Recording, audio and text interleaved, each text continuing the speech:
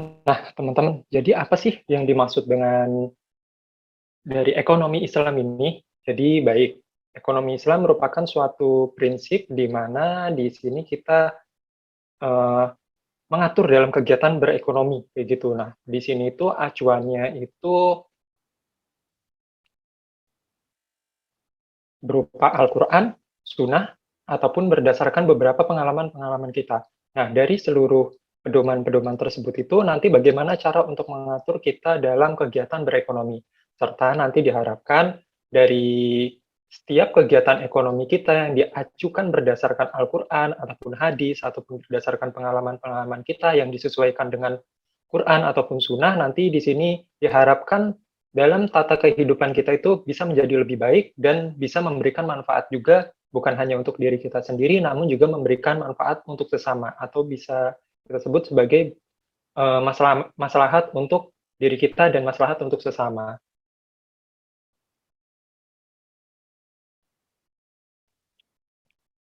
Nah, teman-teman, selain dari itu juga ada yang menyebut bahwa ekonomi Islam itu sama aja seperti prinsip dalam melakukan kegiatan berekonomi, seluruhnya itu berdasarkan dari pedoman petunjuk dari Allah Subhanahu wa taala. Mungkin kita bisa sama ya seperti tadi sebelumnya kita sempat melihat ya acuannya di sini itu menggunakan Al-Qur'an ataupun Sunnah ataupun berdasarkan pengalaman-pengalaman kita. Nah, jadi kan di sini kan segala sesuatu yang dilakukan dalam kehidupan sehari-hari semuanya seluruhnya itu sudah dicantumkan baik itu di dalam Al-Qur'an ataupun Sunnah. Nah, teman-teman, sebenarnya di dalam ekonomi Islam ini ada yang dikenal disebut sebagai makosid syariah. Apa sih yang dimaksud dengan makosid syariah? Nah, di sini itu makosid syariah merupakan prinsip-prinsip untuk mengatur kehidupan kita agar lebih baik.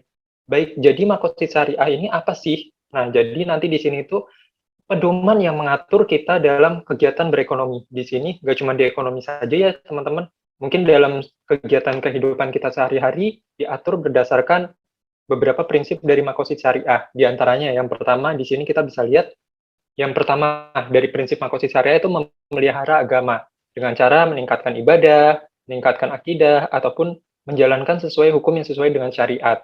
Nah, selain itu nanti di sini dari makosid syariah yang kedua tingkatannya ini memelihara jiwa. Di sini tindakan yang kita bisa lakukan itu menjauhi dari sifat-sifat tercela, terus habis itu memelihara akal, di sini dengan melakukan berpikir rasional bukan hanya untuk saat ini saja, namun juga berpikir bagaimana ke depannya kehidupan kita kayak gitu istilahnya atau mempersiapkan kehidupan kita di masa mendatang.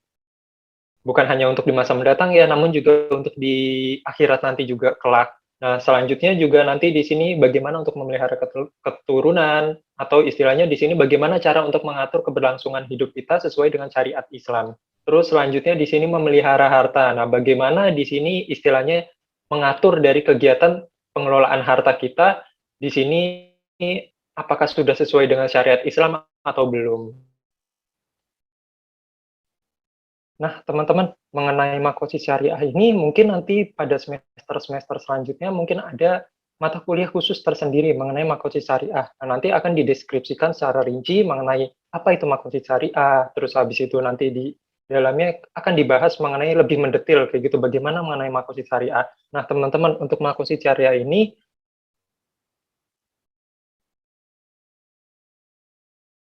sebenarnya tidak hanya bisa untuk diterapkan untuk individu ya, atau istilah untuk perseorangan, namun juga di sini juga bisa diterapkan untuk beberapa instansi atau lembaga keuangan agar keberlangsungan hidup di masa mendatang perusahaan tersebut itu masih dapat berjalan. Nah, biasanya kalau untuk dalam keberlangsungan hidup perusahaan, di sini ada yang disebut sebagai Makosid Syariah Index. Mungkin nanti juga pada saat mata kuliah Makosid Syariah mungkin akan dipelajari terlebih rinci lagi, teman-teman. Nah, teman-teman, sama seperti tadi saya sempat menjelaskan ya, teman-teman, di bagian awal kan di sini cakupan lingkup dari ekonomi Islam di sini bisa digunakan untuk apa aja sih, kan kayak gitu. Nah, mungkin di sini untuk ruang lingkup akan saya bagi menjadi dua ya, teman-teman. Yang pertama di sini nanti untuk cakupan dari ruang lingkup dari ekonomi Islam di sini berdasarkan dari bentuk lembaganya. Nah, jadi nanti di sini ekonomi Islam itu bisa diterapkan untuk beberapa lembaga-lembaga keuangan syariah. Sebenarnya nggak cuma lembaga keuangan syariah ya teman-teman, mungkin istilahnya dari sektor pariwisata, ataupun sektor-sektor lain juga bisa digunakan dengan menggunakan prinsip dari syariah. Nah, namun kita batasi saja ya untuk mata kuliah kita di sini kan lebih berfokus kepada ekonomi. Nah, jadi di sini penerapan dari ekonomi Islam di sini di dalam sektor keuangan itu bisa diterapkan dari apa-apa saja sih lembaga-lembaganya. Nah, yang pertama di sini kita bisa ruang lingkupnya untuk lembaga-lembaganya di sini bisa digunakan untuk efek beragunan aset syariah. Nah, apa sih yang dimaksud dengan efek beragunan aset syariah? Nah, jadi seperti contoh misalkan seperti ini. Misalkan di sini sebagai contoh, misalkan ya saya ngambil contoh salah satu perusahaan, misalkan Garuda Indonesia.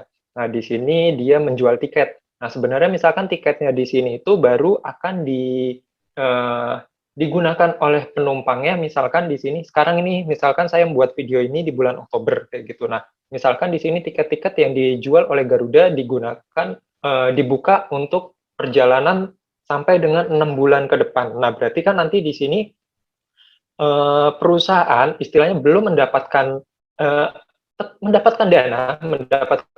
dana dari penjualan tiket, namun di sini belum digunakan oleh konsumen atau digunakan oleh penumpang dari Garuda Indonesia. Nah, jadi nanti di sini uang dari tiket tersebut di sini itu istilahnya dapat dijadikan sebagai jaminan untuk penerbitan surat utang perusahaan. Nah, jadi di sini misalkan perusahaan ingin membutuhkan dana untuk pengembangan usaha. Nah, sedangkan di sini dananya yang didapat dari tiket penumpang, walaupun nanti baru akan digunakan di masa mendatang, di sini itu bisa dijadikan jaminan kayak gitu untuk menerbitkan yang namanya disebut sebagai surat EBA atau efek beragunan aset. Nah, nanti di sini pada saat di masa mendatang perusahaan mendapatkan dana kayak gitu. Nah, jadi nanti di sini untuk dalam jangka panjang kan kayak gitu. Nah, nanti dana yang didapatkan penumpang dari masa mendatang nanti di sini bisa dibayarkan kembali lagi untuk pembayaran efek beragunan aset.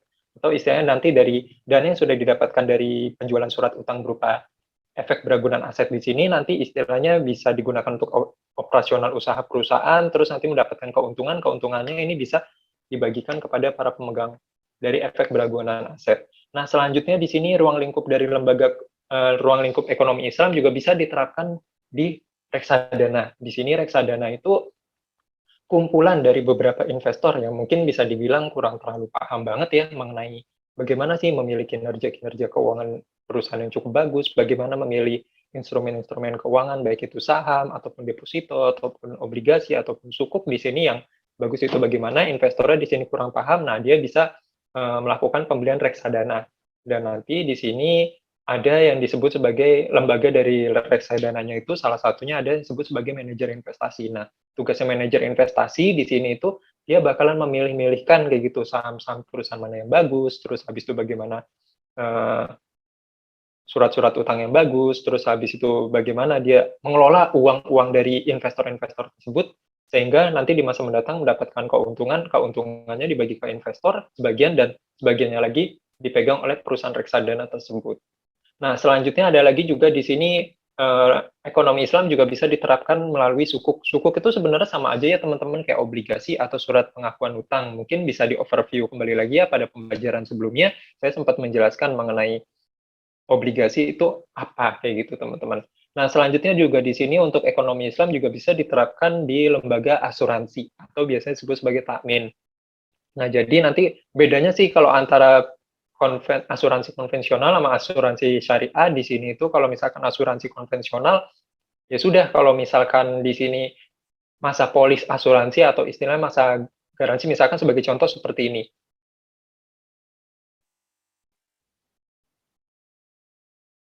Misalkan Mbak Muzayana di sini membeli asuransi dari salah satu asuransi yang ada di konvensional. Nah, terus kalau misalkan di sini Mbak Muzayana bersepakat dengan perusahaan asuransi tersebut, misalkan asuransi kebakaran rumah kan kayak gitu. Nah, di sini sepakat untuk asuransinya itu polisnya itu dibayar untuk 1 tahun ke depan. Nah, kalau misalkan di asuransi konvensional ternyata sampai dengan 1 tahun ke depan di sini istilahnya rumahnya amit-amit ya kayak gitu. Misalkan sebagai contoh, misalkan rumahnya Mbak Muzayana di sini dia tidak terbakar, ya udah berarti uang asuransi yang dibayarkan kalau di konvensional ya udah anggapannya hilang begitu saja. Nah, sedangkan kalau misalkan di syariah berbeda teman-teman. Nah, kalau misalkan di sini sebagai contoh tadi Mbak Muzayana sebagai pemegang polis kayak gitu istilahnya bisa dibilang dia membeli polis itu ibaratnya kayak kita membeli asuransi, nah itu nanti didapatkan nomor polis. Nah, nomor polisnya itu di sini digunakan untuk klaim asuransi kalau misalkan terjadi suatu kecelakaan atau kebakaran rumah sebagai contoh kayak tadi kan Mbak Muzayana di sini membeli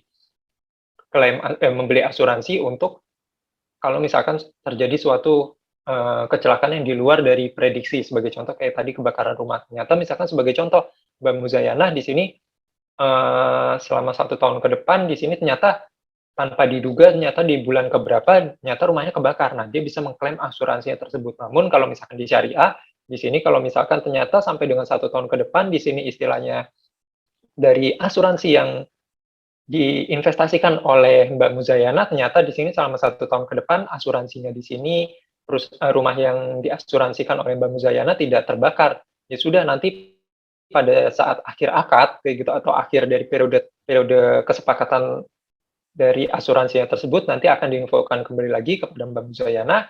Nah, di sini istilahnya beberapa polis atau beberapa uang dari polis yang sudah dibayarkan oleh Mbak Muzayana di sini akan dikembalikan seperti itu, teman-teman.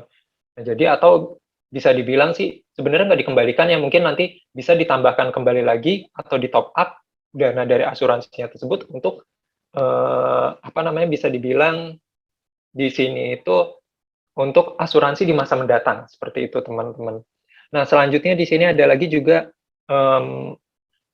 dari ekonomi Islam juga bisa diterapkan melalui sekuritas syariah. Maksudnya di sini sekuritas itu aset-aset yang berupa ekuitas ya teman-teman. Kan kemarin juga sempat kita bahas ya mengenai struktur modal perusahaan kan terbagi menjadi dua, ada yang berbentuk aset, ada yang berbentuk ekuitas dan ada yang berbentuk hutang. Nah, di sini yang berbentuk ekuitas atau berbentuk saham, nah di sini itu biasa disebut sebagai sekuritas kayak gitu. Beda ya teman-teman antara sekuritas sama security. Nah, kan kalau sekuritas di sini aset-aset yang berbentuk ekuitas, bisa contohnya seperti saham dan lain-lainnya seperti itu. Dan selanjutnya ada juga untuk ekonomi Islam itu bisa diterapkan melalui peer-to-peer lending. Nah, biasanya kan kita mengenal juga kan ibaratnya kayak kredivo, aku laku, kan kayak gitu. Nah, di sini juga bisa diterapkan kalau di dalam syariah mungkin bisa dibilang itu ada banyak banget ya, ada investasi syariah atau ya banyak sih macam-macam dari peer-to-peer lending seperti itu. Nah, selain itu juga mungkin udah cukup familiar banget ya teman-teman untuk ekonomi Islam juga bisa diterapkan melalui bank kayak gitu atau biasanya kita biasa sebut itu sebagai bank syariah.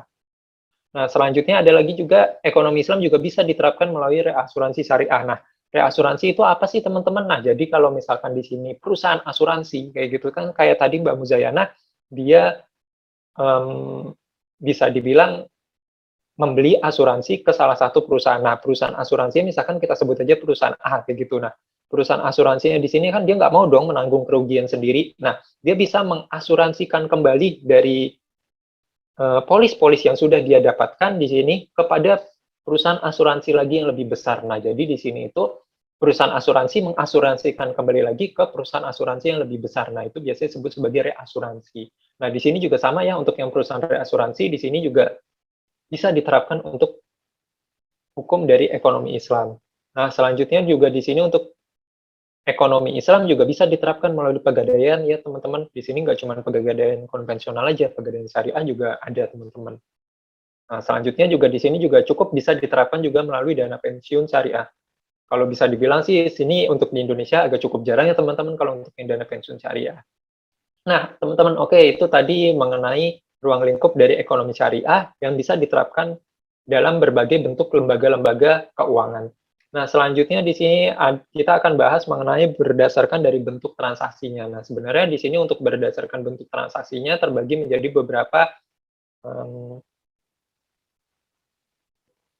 beberapa jenis ya teman-teman bisa dibilang.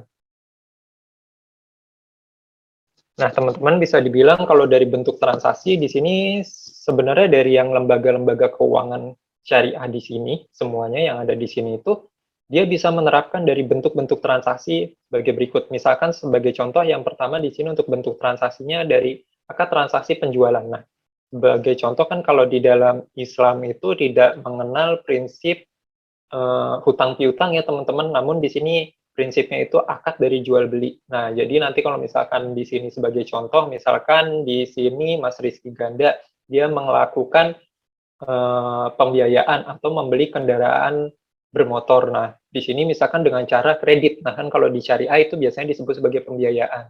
Nah, di sini akadnya itu bukan akadnya di dalam syariah, itu bukan akad kalau misalkan di konvensional itu asumsinya berarti mengakui bahwa Mas Rizky Ganda itu memiliki hutang kepada kepada bank kan kayak gitu kalau misalkan di akad konvensional. Sedangkan kalau di akad syariah prinsipnya bukan prinsip hutang piutang ya teman-teman, namun di sini akadnya itu akad prinsip jual beli. Nah, jadi asumsinya di sini berarti bank menjual kendaraan bermotor. Nah, terus habis itu di sini Mas Rizky melakukan pembelian. Nah, namun di sini itu ada tambahan margin. Nah, biasanya di sini itu ada beberapa bentuk-bentuk transaksinya untuk dari penjualan itu bisa menggunakan akad dari murabaha atau ada tambahan margin atau tambahan biasanya kalau di dalam konvensional itu tambahan bunga lah ya seperti itu. Nah, selanjutnya ada juga akad dari istisna atau istilahnya akad dari bentuk pesanan. Nah, jadi maksudnya di sini bagaimana sih akad bentuk pesanan? Nah, sebagai contoh di sini itu jadi bisa dibilang akad istisna itu di sini akad jual beli dalam bentuknya pesanan. Misalkan sebagai contoh seperti ini. Misalkan di sini Mbak Inka, dia memesan kepada Mbak Revi di sini kue ulang tahun kan kayak gitu. Nah, terus habis itu di sini Mbak Revi membuatkan kue ulang tahun sesuai dengan pesanan dari Mbak Inka Inka kayak tadi kan kayak gitu. Nah, nanti pada saat tanggal sekian ataupun tanggal sekian nanti di sini kuenya itu nanti udah jadi ya Mbak Revi, terus nanti akan saya ambil. Nah, ini di sini dalam bentuk pesanan, di sini itu barangnya belum jadi, namun di sini baru akan diproses oleh sebagai contoh kayak tadi Mbak Revi. Nah, sedangkan kalau akad salam di sini itu akad dari transaksi sama sih ya teman-teman, jual beli juga sama dalam bentuknya pesanan, namun di sini barangnya itu sudah jadi teman-teman. Misalkan sebagai contoh, mungkin kita bisa lihat ya kayak misalkan belanja-belanja melalui marketplace, misalkan ya kita bisa, saya ngambil contoh ya, misalkan salah satu contoh, misalkan di sini melalui Tokopedia ataupun misalkan Shopee, misalkan kita membeli barang. Nah, di sini kan barangnya itu udah ready stock. Nah, pada saat kita melakukan pembelian ya udah barang yang tersebut tinggal dibungkus dan nanti akan dikirimkan ke alamat yang ditujuan. Seperti itu. Nah, itu tadi berdasarkan bentuk transaksi dari akad penjualan. Nah, dari akad-akad transaksi ini bisa diterapkan oleh beberapa lembaga-lembaga keuangan yang ada di atas ini ya, teman-teman. Nah, selanjutnya di sini ada lagi juga berdasarkan dari pembiayaan perdagangan. Di sini maaf ya, maksudnya di sini akad dari ijaroh. Nah, jadi dari akad ijaroh ini terbagi menjadi dua. Ada ijaroh murni dan yang kedua di sini ada akad ijaroh muntahiyah bitamlik. Nah, akad ijaroh murni di sini itu kegiatan dari jual beli cara kredit ibaratnya sama aja seperti kayak misalkan sebagai contoh seperti ini. Misalkan kalian ngekos kan kayak gitu. Nah, kan kalau misalkan ngekos kayak gitu istilahnya berarti kan nanti di sini kalian setiap bulan membayarkan uang kos kayak gitu kepada pemilik kos kalian. Nah, itu disebut sebagai ijarah murni. Kan pada saat akhir kalian misalkan nanti sudah lulus ya, tetap kan kosnya itu masih tetap jadi milik pemilik kos kan gitu. Nah, sedangkan kalau ijarah muntahiyah bitamlik ini berpindah ke pemilikan. Sebagai contoh misalkan di sini saya ngambil contoh lagi, misalkan salah satu Mas Fakih melakukan pembiayaan perumahan atau biasanya kita sebutnya kalau misalkan di dalam konvensional itu pembiayaan itu kayak KPR rumah dalam bentuknya syariah, KPR syariah. Nah, terus habis itu di sini kan kalau misalkan dari akad KPR tiap bulan kan Mas Fakih tadi melakukan pembayaran kan kepada bank syariah dan begitu untuk membayar cicilannya. Nah, namun pada saat cicilannya tersebut sudah selesai, kan rumahnya tersebut akan beralih ke pemilikan. Kepemilikannya itu akan berpindah ke tangannya Mas Fakih. Nah, itu tadi yang disebut sebagai ijaroh muntahiyah bitamlik atau ijaroh IMBT. Nah, selanjutnya juga untuk pembiayaan perdagangan di sini juga bisa digunakan melalui akad-akadnya itu melalui akad arahan atau gadai. Nah, selanjutnya di sini untuk akad investasi, di sini ada banyak banget ya teman-teman. Ada akad mudoroba atau akad bentukan simpanan. Sebagai contoh, misalkan kalian memiliki uang lebih, terus habis itu di sini kalian ingin menabung di bank syariah. Nah, biasanya kan nanti kan ada akadnya, ada dua tuh kan ya, akadnya ada akad mudharabah dan akad wadiah. Nah, akad mudharabah di sini itu asumsinya sebagai contoh, misalkan di sini saya ngambil contoh lagi, misalkan Mas Alan di sini menabung di bank syariah. Nah, uang tabungannya di sini misalkan Mas Alan sepakatannya menggunakan akad mudharabah. Nah, berarti kan nanti di sini uang yang sudah ditaruh Mas Alan kepada bank, nah nanti di sini uangnya tersebut tidak diam begitu saja di bank, namun uangnya tersebut itu di sini akan digunakan diputar kembali untuk kegiatan mungkin bisa dalam bentuk pembiayaan atau kredit gitu kepada masyarakat yang membutuhkan. Nah, nanti kan berarti setiap bulan kan orang yang melakukan kredit tersebut itu nanti bakalan mengembalikan pokok sekaligus sama bunga ya kalau misalkan di dalam konvensional. Nah, kalau dalam syariah itu disebutnya sebagai margin. Nah, jadi nanti di sini kan pengembalian pokok sama margin, terus habis itu nanti dari pokok dan marginnya tersebut itu kan dapat keuntungan kan Bang dari marginnya tersebut. Nah, sebagian dari keuntungan margin tersebut diberikan kepada Mas Alan tadi sebagai penabung dari tabungan mudharabah. Nah, itu tadi tabungan mudharabah atau dalam bentuknya simpanan. Nah, sedangkan kalau dengan akadnya dari akad wadiah di sini sama seperti ya tadi ya kayak Mas Alan. Misalkan di sini Mas Alan nabungnya dia nggak pakai tabungan mudharabah kayak tadi. Misalkan dia menggunakan tabungannya tabungan wadiah. Nah, tabungan wadiah di sini itu asumsinya Mas Alan itu menitipkan dananya tersebut kepada bank syariah. Nah, namun di sini kalau akad wadiah itu dari titipan dananya tersebut tidak boleh sama sekali digunakan oleh bank syariah untuk kegiatan operasional apapun.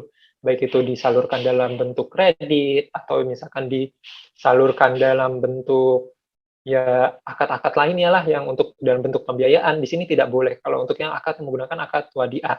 Nah, namun biasanya di sini ya konsekuensinya karena tadi tidak bisa digunakan untuk dananya itu diproduktifkan dan pastinya juga nanti di sini dia tidak mendapatkan bunga atau ibaratnya biasa kita sebut sebagai margin. Nah, ini tidak dapat juga ya kalau untuk yang akad wadiah.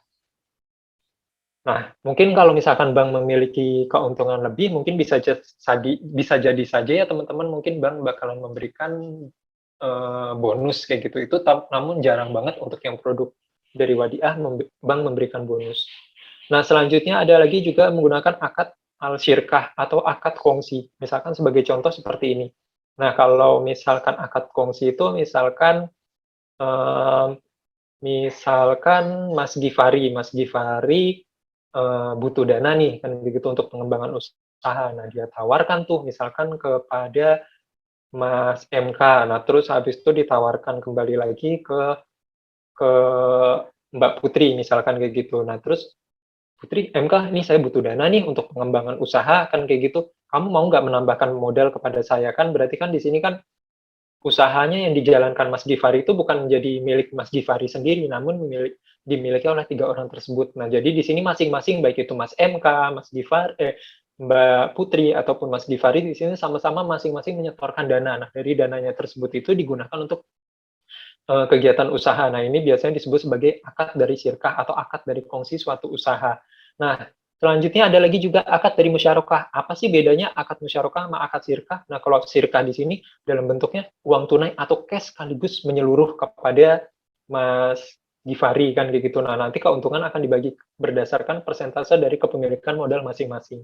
Nah, sedangkan kalau akad musyarakah di sini itu misalkan sebagai contoh tadi Mas Gifari dia tidak menawarkan lah ya kepada Mbak MK sama ke Mbak Putri. Namun di sini akad musyarakah, misalkan di sini Mas Gifari butuh dana. Nah, terus habis itu dia mengembangkan usahanya, butuh dana, misalkan masih kurang sebanyak 50 juta. Nah, dia bisa melakukan peminjaman melalui bank syariah atau pembiayaan melalui bank syariah dengan menggunakan akad musyarakah. Nah, jadi persentase kepemilikannya di sini itu nanti mungkin misalkan saldo cash-nya seluruhnya misalkan ada 200 juta, 50 juta milik Bank Syariah dan 150 jutanya milik Mas Gifari.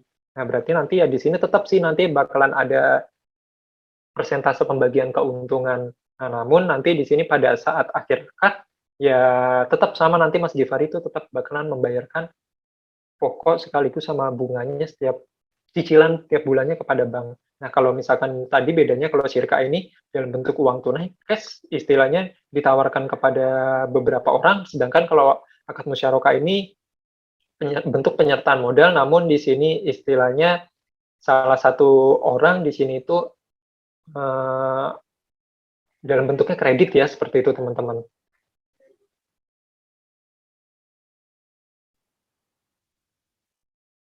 Nah, teman-teman, untuk prinsip dasar di dalam ekonomi Islam ada beberapa ya, teman-teman. Yang pertama di sini adalah larangan goror, Yang pertama nanti yang kedua selanjutnya nanti ada larangan maisir, ada larangan dalam berbuat zalim. Mungkin di sini kalau misalkan larangan berbuat zalim, di sini kita tidak boleh melakukan hal-hal yang buruk ya, kayak gitu teman-teman. Mungkin yang bisa memberikan dampak bukan hanya untuk orang lain juga, namun juga bakal memberikan dampak juga kalau kita berbuat zalim juga merugikan untuk diri kita sendiri juga. Nah, selanjutnya nanti di sini ada larangan juga dalam bentuk barang-barang atau hal-hal yang haram, terus habis itu larangan untuk berbuat riba, ataupun larangan berbentuk menimbun barang, atau biasanya disebut dalam Islam sebagai ihtikar. Mungkin untuk rincian lebih jelasnya nanti akan saya jelaskan kembali lagi ya teman-teman untuk ini semua dalam video selanjutnya.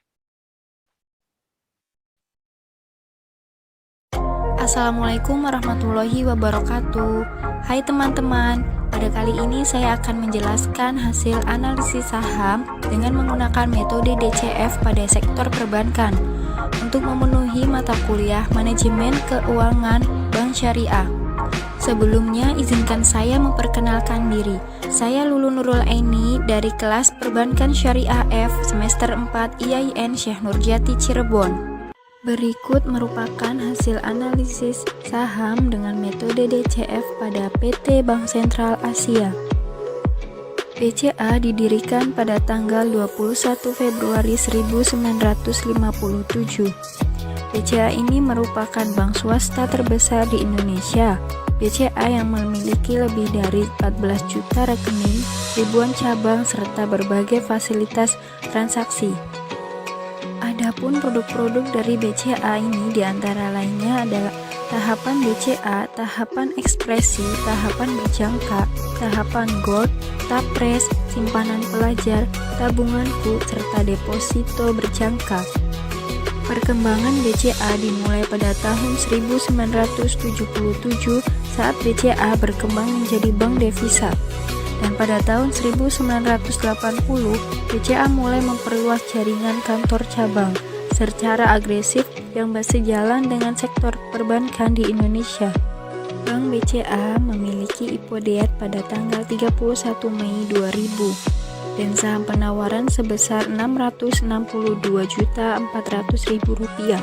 Kemudian harga penawaran dengan IDR 1.400. Adapun rasio keuangan perusahaan BCA terdapat return on equity atau ROE sebesar 15,62%, debt equity ratio atau DER sebesar 510,06%, aset 1.090,38 triliun, liabilitas 911,55 triliun, ekuitas 178,71 triliun, dan margin of safety 32,65%. Berikut merupakan perusahaan pesaing BCA, yaitu Bank BRI Agro, atau lebih dikenal dengan BRI Agro. BRI Agro berdiri pada tanggal 27 September 1989 dan memulai kegiatan usaha pada tahun 1990. Bank BRI Agro memiliki 1 kantor pusat non-operasional, 18 kantor cabang, dan 20 kantor cabang pembantu. Adapun produk-produk dari BRI Agro antara lain ada tabungan agrotama, kredit agrogria, dan kredit agromobil.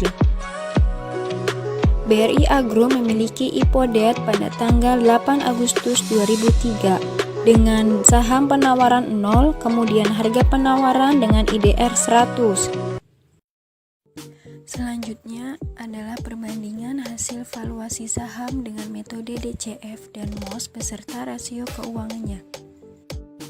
Dilihat dari present value perusahaan BCA senilai 50.260, sedangkan Agro hanya 36,57.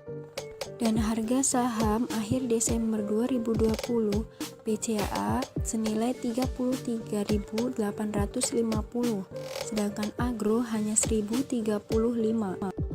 Di sini terdapat margin of safety BCA adalah 32,65%, sedangkan Agro minus 2,775%. Di sini dapat kita lihat bahwa BCA lah yang melebihi dari angka 30%. berarti BCA layak diinvestasikan. Dan return on equity pada BCA senilai 15,62%, sedangkan agro 1,68%.